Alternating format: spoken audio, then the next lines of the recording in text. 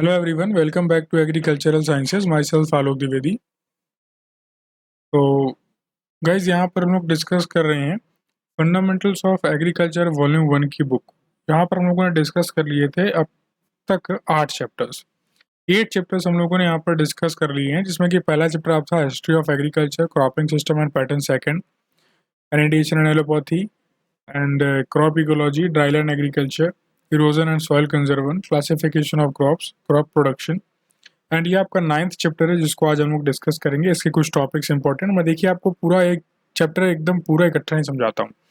ऐसे इसलिए क्योंकि मैंने देखा है कि काफ़ी लोग क्या करते हैं कि इकट्ठा समझाते हैं, और इकट्ठा समझाने में क्या होता है कि जो टॉपिक्स हैं वो थोड़ा सा क्लियर कम होते हैं, और एग्ज़ाम टाइम में आपको मे बी पूरा ना सुनना हो वीडियो, पूरा टॉपिक नहीं सुनना है, तो फिर आप ढूंढोगे अरे यार क्या करें, बहुत टाइम कंज्यूमिंग है। तो ऐसे में क्या करते हैं मैं कि टॉपिक वाइज आपको जो है वीडियो प्रोवाइड करता हूँ, जिससे कि आप बेसिकली उसी टॉपिक को जाकर हिट करें जो आपको डाउट में है, जो आपको कंफ्यूज कर रहा है। तो सीड टेक्नोलॉजी के अंदर हम लोगों ने डिस्कस कर लिया था meaning, factors affecting germination and growth, seed index, real value of seed and purity percentage, dockage, isolation distance, types of pure seed like nucleus, foundation seed, registered certified seeds. तो ये सब चीज़ें हम लोगों ने डिस्कस कर लिया था, लेकिन आज जो डिस्कस करने वाले हैं वो हम ये टॉपिक डिस्कस करेंगे। मैं आपको दिखा देता हूँ।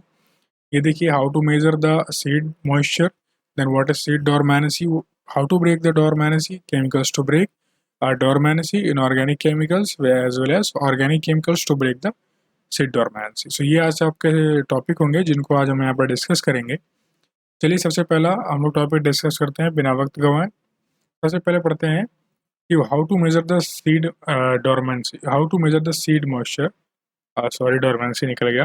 एक्चुअली क्या है, डोरमेंसी बड़ा इंपॉर्टेंट टॉपिक है, ये एग्जाम में आता भी है। तो डोरमेंसी मेरे माइंड में है कि डोरमेंसी आपको पहले बताऊं, लेकिन कोई नहीं, छोटा सा टॉपिक है आपका, how to measure seed moisture. ये एग्जाम में इसमें ये पहला पॉइंट जो आपका है यही ज़्यादातर इंपॉर्टेंट है, यही पूछा जाता है। बाकी तो आपको सिर्फ याद रखने हैं, कभी एमसीक्यू में पूछ लिया, मैं बता दूंगा यहाँ पर भी कौन से याद रखने हैं आपको। तो how to measure the seed moisture, तो germination occurs when the seed moisture is above 40 to 60%। कह रहा है, देखो, अगर आपको किसी बीज को जर्मिनेट करना होता है, यदि आप उसे उगाना चाहते हो, तो ऐसे में ज़रूरी है कि उस सीड के अंदर कम से कम मॉइस्चर 40 से 60% के रेशियो में हो। यानी कि 40 to 60% सीड में अगर मॉइस्चर होगा, यानी कि 40 से 60% यदि अगर बीज में नमी है, तो वो बढ़िया तरीके से उगेगा, यूँ कहें कि जर्मिनेट करेगा। अदरवाइज वो जर्मिनेट नहीं करेगा। आपने देखा होगा कि बुआई से पहले जो बीज होता है उसको भिगो कर रखा जाता है, जिससे कि थोड़ा सा उसमें मॉइस्चर आ जाए, जिससे क्या हो। ऐसा इसलिए किया जाता है क्योंकि जो आपका बीज है उसको जीवित अवस्था में लाने के लिए, देखिए, जब तक ड्राई रहेगा तब तक वो क्या है, वो अपने लाइव स्टेट में उतनी इसकी जो वाइबिलिटी होगी वो उसको अटेंड नहीं कर पाएगा।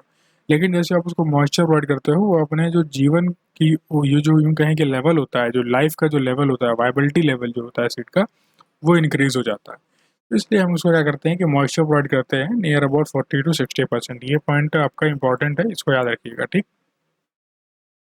आगे चलें तो moisture determination in seed spike, कैसे आप मॉइस्चर का, सीड, आपके सीड में मॉइस्चर है, नमी है या नहीं, ये आप कैसे पता लगाओगे। इसके देखिए 6 तरीके आपको यहाँ पर लिख रखे हैं। जैसे कि ट्रेडिशनल बाइट टेस्ट, पहले क्या होता था, पहले के ज़माने में, क्या आज के ज़माने में भी जो हमारे पेरेंट्स होते हैं वो क्या करते हैं, जब गेहूँ आप ले जाते हो पिसवाने के लिए, उससे पहले क्या किया जाता है, उसकी धुलाई करके उसको धूप में सुखाया जाता है। तो जब सुखाते हैं तो आपने देखा होगा कि पेरेंट्स क्या करते हैं कि उन बीज को लेकर अपने दांत में उसको क्रश करते हैं, यानी कि उसको दांत से चबा के देखते हैं कि वो सही से पका है या नहीं पका है ना। ऐसा अगर वो बहुत अच्छे तरीके से उसके टुकड़े हो जाते हैं दांत से दबाते ही, तो इसका मतलब वो पक गया है। अगर वो ब्रिटल यानी कि बिखरता नहीं है और बहुत आसानी से टूट जाता है, तो फिर इसका मतलब कि उसमें मॉइस्चर भी है, अभी इसको सुखाने की और ज़रूरत है ना। ऐसा तो करके देखते हो आप भी, आपने अगर कभी देखा हो ये ट्रेडिशनल बाइट टेस्ट मेथड करके। देखिए, सेकंड मेथड है आपका electrical moisture meter, infrared moisture meter, ये आपका थर्ड है। Oil distillation method, lab oven method and Karl Fischer agent method. इसमें इंपॉर्टेंट कौन से है मैं आपको बता देता हूँ। जैसे कि आप इसमें ये दो जो मेथड है ये दोनों सेम है, ये इंपॉर्टेंट है, और ये इसका नाम बस पता होना चाहिए। ये इंपॉर्टेंट है और ये दोनों, इसके बारे में आपको थोड़ा सा एलेबोरेट करता हूँ। देखिए, इलेक्ट्रिकल मॉइस्चर मेथड क्या होता है कि इसमें क्या होता है कि हीट प्रोवाइड की जाती है मॉइस्चर को, और वो जो मॉइस्चर होगा वो वेपराइज होगा, और वो जो वेपराइज जो मॉइस्चर है उसको ये मीटर क्या करता है कि मेज़र कर लेता है कि कितना मॉइस्चर वहाँ से वेपोरेट हुआ। ऐसे इंफ्रारेड मॉइस्चर मीटर में होता है। यहाँ पर भी हीट वाला ही सिस्टम होता है, यहाँ पर भी मॉइस्चर को मेज़र करता है मीटर और रीडिंग आपको मिल जाती है। ऑयल डिस्टिलेशन मेथड में ये भी देखिए इतना खास नहीं है, लेकिन फिर भी बता देता हूँ। इसी जैसे कि ऑयल और पानी आपका मिलता नहीं है तो ये वाटर को अलग कर देगा आपका ऑयल, इसीलिए ऑयल डिस्टिलेशन मेथड है ये। तो जितना पानी नहीं मिल पाएगा उसमें तो वो आपका ऑयल डिस्टिलेशन मेथड, यानी उसके थ्रू आप पता कर लोगे कितना मॉइस्चर है आपके सीड में। सारा मॉइस्चर निकाल लेगा आपके बीज के अंदर से। ऑयल क्या करता है, ऑयल कभी पानी में मिक्स नहीं होता ना, तो मॉइस्चर को अलग रखेगा, ऑयल अलग रहेगा। इस तरीके से आप इसको याद रख सकते हो। नेक्स्ट है आपका लैब ओवन मेथड। देखिए लैब ओवन मेथड क्या होता है, देखिए ये मेथड आपके बेसिकली क्या होता है, ये हर यूनिवर्सिटी और कॉलेज में नहीं कराया जाता है। देखिए अगर आप प्राइवेट कॉलेज में या प्राइवेट यूनिवर्सिटी में हो तो अगर ये टेस्ट आपको करवाते हैं तो ज़्यादा से ज़्यादा ये वाला करवाएंगे आपको, ट्रेडिशनल बाइट टेस्ट। ये सारे इक्विपमेंट्स लाना मेरे ख्याल से बहुत कम कॉलेज में होता है। अगर आप किसी गवर्नमेंट अच्छे कॉलेज में हो, ICR IRI एग्रीगेटेड या उसी के सब कॉलेज में, यानी कि उनके अंडर जो कॉलेज आते हैं, यूनिट जो होती है उनकी, तो वहाँ पर आपको ये मिल जाएगा। अदरवाइज बहुत मुश्किल है कि आपको और कहीं मिले। लेकिन ये जो आपका ये मेथड है, जो आपका 5th नंबर है लैब ओवन मेथड, ये मिल सकता है आपको कॉलेज में, क्योंकि लैब ओवन मेथड आपको, ओवन तो हर जगह मिल जाएगा आपको यूनिवर्सिटी में, लेकिन अगर अच्छी यूनिवर्सिटी हुई तो, अदरवाइज ये भी नहीं रखते हैं। तो लैब ओवन मेथड में क्या होता है कि यहाँ पर जो सीड है आपका, जो मॉइस्चर्ड सीड है, उसको ले उठाते हैं और ओवन के अंदर पहले इसका क्या करते हैं, वेट कर लेते हैं। पहले इस ग्रेन का आप वेट कर लोगे कितना है, मान लीजिए 2 मिलीग्राम है। इसको अब इसके अंदर रखा हमने, और फिर जो है हीट प्रोवाइड की और देखा, एक टाइम ड्यूरेशन के बाद हमने इसको बाहर निकाला और वेइंग स्केल में दोबारा से इसको रखा और मेज़र किया कितना ये इसका वज़न है। तो पहले मॉइस्चर था तो वज़न कुछ और रहा है, लेकिन अब जब आप इसको फिर से मेज़र करोगे तो मे बी आपको ये 1.80 या कुछ ऐसे कुछ भी आपको वेट शो करेगा। तो जितना लेस हुआ है उसमें से इसमें माइनस कर दो, उतना ही परसेंट आपका मॉइस्चर इसमें था। ठीक। तो इस तरीके से आप पता कर सकते हो लैब ओवन मेथड में कि कितना मॉइस्चर है आपका सीड में। कार्ल फिशर रीजेंट एक ऐसा मेथड है जहाँ पर जो कार्ल फिशर थे, ये जर्मन बॉय थे, यानी कहीं जर्मन बंदे थे। जर्मन आपके वैज्ञानिक थे, बंदे तो आपकी लेमन लैंग्वेज हो गई, ये आपको समझाने के लिए है, थोड़ा सा इंटरेस्टिंग बनाने के लिए। तो जो कार्ल फिशर थे ये जर्मन थे, और इन्होंने क्या किया था, टाइट्रेशन के मेथड से मॉइस्चर को डिटरमाइन करने की तरकीब निकाली थी। ठीक। तो ये चीज़ आई होप आपको याद रहेगी। इसमें सिर्फ आपको ये दोनों मेथड याद रखने हैं, इसका नाम याद, ये 4 बस याद कर लीजिएगा, बाकी ये तो आपको पता ही है नॉर्मली। नेक्स्ट देखिए व्हाट इज सीड डोरमेंसी। ये देखिए इंपॉर्टेंट टॉपिक आ गया है आपका। सीड डोरमेंसी क्या होता है, तो सीड डोरमेंसी क्या है, ये एक अरेस्टेड डेवलपमेंट होता है। यानी कि अरेस्टेड मतलब क्या होता है आपका, गिरफ्तार। क्या होता है, गिरफ्तार। तो ऐसा डेवलपमेंट, ऐसा विकास जो गिरफ्त में आ गया हो, इसे हम बोलते हैं डोरमेंसी। ठीक। या फिर reversible rest period of plant organs either seed और एनी वेजिटेटिव पार्ट, यानी कि जो भी आपका प्लांट ऑर्गन है या फिर आपका जो वेजिटेटिव पार्ट है, ठीक है, वो क्या कर रहा है, अब रेस्ट पीरियड में है। यानी कि अब वो वेजिटेटिव पार्ट उसका जो है वेजिटेट नहीं कर रहा है, यानी कि अब वो अपनी ग्रोथ नहीं कर रहा है, आपको फ्रूट्स नहीं देगा, आपको प्रोडक्ट नहीं देगा, सिर्फ रेस्ट करेगा। उसमें जो है रेस्पिरेशन ये सारी चीज़ें होती रहेंगी, लेकिन आपको कोई प्रोडक्टिव ग्रोथ उसमें नहीं दिखेगी। ठीक। अदर तरीके या यूँ कहें कि कुछ, अगर आपको मैं कहूँ कि और स्पष्ट भाषा में इसको समझाना चाहते हैं आप, अगर आप किसी को, तो आप कह सकते हैं कि the suspension of metabolic synthetic and morphogenic activities. ठीक। तो इसे आप बोलते हो डॉर्मेंट पीरियड। ठीक है। या फिर यूं कह सकते हो आपके टोटल सस्पेंशन ऑफ रेस्पिरेशन, यानी कि जो रेस्पिरेशन है उसका पूरा सस्पेंशन हो जाता है। ठीक।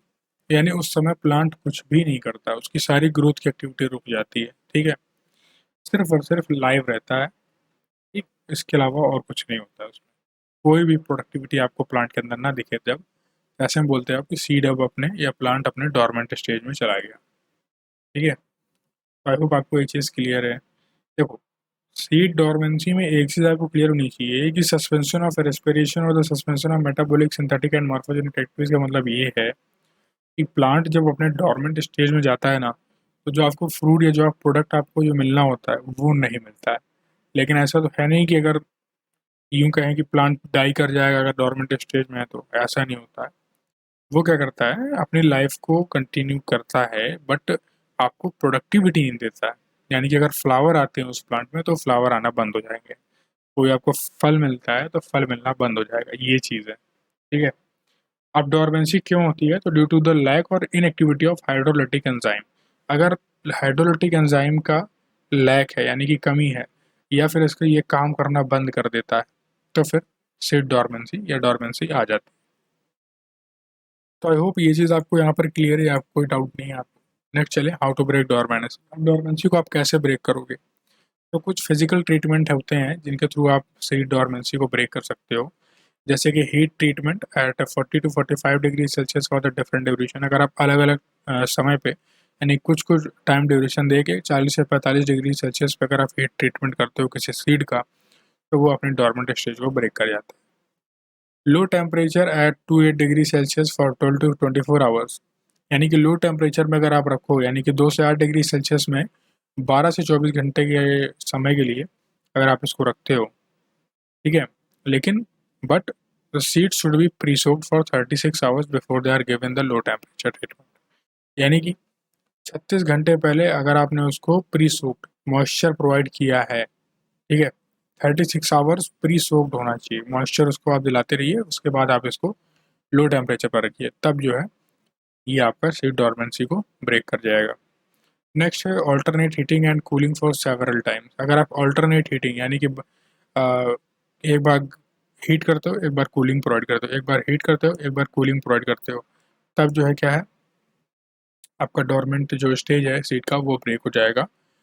Alternate drying and wetting of several times. अगर आप ऑल्टरनेट ड्राइंग करते हो, सुखाते हो फिर भिगाते हो, सुखाते हो फिर भिगाते हो, तो इससे भी क्या है, डोरमेंसी ब्रेक होती है। Exposure for 24 hours of water soaked seed to red light for 1 to 2 hours at 15 to 25 degree Celsius temperature. अगर आपने 24 घंटे तक किसी बीज को यूं कहें कि पानी में भिगो कर रखा था या मॉइस्चर में रखा था, फिर आप उसको 1-2 घंटे के लिए रेड लाइट पे ले आते हो 15 से 25 डिग्री सेल्सियस के टेम्परेचर पर, तो वो सीड डोरमेंसी को ब्रेक कर देगा। डी हस्किंग और the removal of seed coats, जिसे आप स्कैरिफिकेशन बोलते हो, by rubbing it to make it permeable to water. अगर आप उसे डी हस्क कर देते हो, सीड कोट को निकाल देते हो, और अगर वो वाटर परमेबल हो जाता है सीड, तो फिर सीड डोरमेंसी ब्रेक हो जाएगी। तो आई होप ये चीज़ आपको क्लियर है कि आप फिजिकल ट्रीटमेंट के थ्रू कैसे सीड डोरमेंसी को ब्रेक कर सकते हो। अब देखते हैं केमिकल्स टू ब्रेक डोरमेंसी। कैसे केमिकल का यूज़ करके हम डोरमेंसी को ब्रेक कर पाएंगे, वो यहाँ पर देखते हैं। जैसे कि इनऑर्गेनिक केमिकल्स का पहले देखेंगे, इसके बाद हम ऑर्गेनिक केमिकल्स का देखेंगे। तो इनऑर्गेनिक केमिकल्स में क्या करते हैं कि बाय द एसिड ट्रीटमेंट। किसे, एसिड, जिसे आप हिंदी में अम्ल बोलते हो, तो एसिड के ट्रीटमेंट से हम सीड डोरमेंसी को ब्रेक कर सकते हैं। जैसे कि कौन कौन से एसिड से, लाइक HNO3। आप इसका मुझे फुल नेम बताएंगे कमेंट सेक्शन में। HCl, H2SO4, ये सब क्या है, अगर आप इन्हें कुछ कुछ मिनट्स के ड्यूरेशन में यूज़ करोगे तो क्या होगा, सीड डोरमेंसी आपकी ब्रेक हो जाएगी। KNO3 ये स्ट्रॉन्गेस्ट है and used for immediate dormancy break after harvesting. Harvesting के बाद अगर आपको इमीडिएट डोरमेंसी ब्रेक करना है तो बहुत स्ट्रॉन्गेस्ट ये आपका केमिकल, इनऑर्गेनिक केमिकल KNO3, जिसकी हेल्प से आप इसे ब्रेक कर सकते हो। और NH4NO3.H2O2 H3BO4 ये भी आप यूज़ कर सकते हो, ऑल्टरनेट है अगर आपको KNO3 नहीं मिला तो। By gases by increasing the O2 concentration, gas के थ्रू भी कर सकते हो आप। अगर आप O2 कंसनट्रेशन को बढ़ा देते हो तब भी आपकी जो डोरमेंसी है वो ब्रेक हो जाएगी। तो आई होप आपको ये चीज़, ये भी इनऑर्गेनिक क्लियर केमिकल्स के बारे में क्लियर है। अब देखिए ऑर्गेनिक केमिकल्स के थ्रू आप कैसे डोरमेंसी को ब्रेक कर सकते हो। तो नॉन हार्मोनल, जैसे कि थ्यूरिया, एस्कॉर्बिक एसिड, इसके थ्रू आप जो है इस तरीके, मतलब ये दोनों जो आपके नॉन हार्मोनल तरीके हैं जिनके तरीके से आप ऑर्गेनिकली सीड की डोरमेंसी को ब्रेक कर पाओगे। अब हार्मोनल तरीके से कैसे करोगे, तो ये बहुत इंपॉर्टेंट है हार्मोनल वाला। ये जो GA3 लिखा है ना, ये चीज़ एग्जाम में पूछा जाता है कि ऑर्गेनिक केमिकल्स में या सीड डोरमेंसी को जनरली ब्रेक करने के लिए किस हार्मोन का यूज़ करते हैं, तो GA3 का करते हैं। किसका, GA3 का, बहुत इंपॉर्टेंट है, इसको आप स्टार मार्क कर लीजिए इस point. Commonly used hormone to break the dormancy. कुछ और भी हैं इनके अलावा, जैसे कि काइनेटिन, इथाइलिन, ये सब चीज़ें भी हैं जिनका आप यूज़ कर सकते हो। ठीक है, तो ऑर्गेनिक आपको पता चल गया, हाँ, नॉन हार्मोनल और हार्मोनल। और केमिकल्स के थ्रू भी आपने देख लिया, इनऑर्गेनिक केमिकल्स के थ्रू कि कैसे आप उसे ब्रेक कर सकते हो। अब देखिए कुछ टर्म्स है जिनका जानना बहुत ज़रूरी है, जैसे कि डीह्यूमिडिफिकेशन क्या होता है, नाम से पता ही चल रहा है कि ह्यूमिडिटी मतलब क्या है, वाटर वेपर, और डीह्यूमिड मतलब उसको भगा देना। तो removal of water vapours from the air in the storage, तो ये होता है dehumidification. Silica gel is the most common desiccant used as the chemical humidifier, यानी कि जो स्टोरेज है, जहाँ आपका स्टोरेज होता है, जहाँ आप रख रहे हो ये अपना ग्रेन, ठीक है, सीड्स जहाँ रख रहे हो, तो वहाँ से वाटर वेपर का हटा देना, इस प्रोसेस को आप डीह्यूमिडिफिकेशन बोलते हो। बेसिकली यहाँ पे सिलिका जेल की हेल्प से किया जाता है। सिलिका जेल क्या करता है, जितना भी वाटर वेपर है उसको सारा एब्जॉर्ब कर लेता है, इसीलिए आप इसको कॉमन डेसिकेंट बोलते हो, या केमिकल ह्यूमिडिफायर होता है आपका।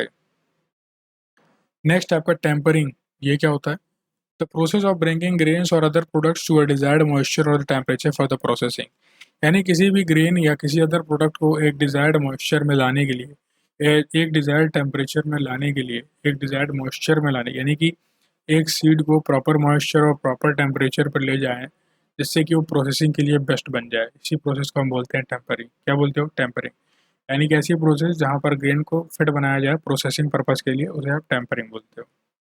मैट्रिकल क्या होता है, तो matrical is the heterogeneity in the quality due to the location of seeds in the inflorescence.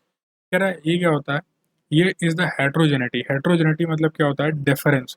Difference किसमें, इन द फ्लावरिंग पैटर्न, यानी कि फ्लावरिंग पैटर्न, यानी कि उसके उसके मॉर्फोलॉजिकल जो कैरेक्टर होंगे, यानी कि फ्लावरिंग में, जैसे कि due to the location of seed in the inflorescence, यानी फ्लावर में जो लोकेशन है सीड की, उसकी क्वालिटी में हेट्रोजेनिटी आपको मिलेगी, डिफरेंस मिलेगा, उसके फ्लावरिंग पैटर्न में डिफरेंस मिलेगा आपको।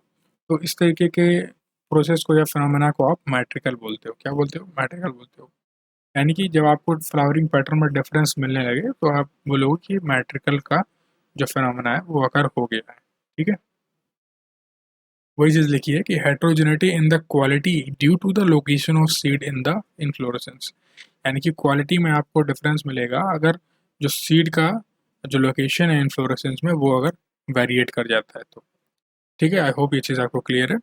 अब देखिए ये इंपॉर्टेंट है, आपसे एमसीक्यू में पूछा जा सकता है, इसको मार्क कर लीजिएगा आप स्टार लगा के, कि इंडियन सीड एक्ट कब पास हुआ था, तो 1966 में। कब, 1966 में इंडियन सीड एक्ट आपका पास हुआ था। तो आई होप गाइज आपको ये पूरा सेशन क्लियर रहा, कहीं पर कोई डाउट नहीं रहा, बहुत ही आसान भाषा में आपको हर एक टॉपिक समझाया है। इसी तरह के सेशन को देखने के लिए और अपने नॉलेज को बढ़ाने के लिए चैनल को सब्सक्राइब कर लीजिएगा, अपने फ्रेंड्स के साथ शेयर कीजिएगा, वीडियो लाइक जरूर कीजिएगा, और कमेंट सेक्शन में बताइएगा आपको क्या चीज़ और इसमें ऐड ऑन करने वाली चीज़ें हैं जो, वो बताइएगा मुझे कि और कैसे बेहतर बनाया जा सकता है सेशन को, और कैसे इंटरेक्टिव बनाया जा सकता है। क्योंकि आपके सजेशंस ही बताएंगे मुझे कि और क्या इम्प्रूवमेंट करने की ज़रूरत है। देखिए, और आप मुझसे सोशल मीडिया पर भी कनेक्ट हो सकते हैं। मैं आपको डिस्क्रिप्शन लिंक में अपने सोशल हैंडल से के जो सोर्सेज हैं वहाँ पर प्रोवाइड कर दूंगा। वहाँ पर आप अपनी कैरियर से रिलेटेड अपनी चीज़ें वहाँ पर पूछ सकते हैं, या फिर जो भी आपके डाउट हैं, कहीं पर भी आप परेशान होते हैं तो मैं आपको वहाँ पर हेल्प करने के लिए रेडी हूँ, वहाँ पर मैं आपको बताऊँगा। सो थैंक यू गाइज, जय हिंद, जय भारत।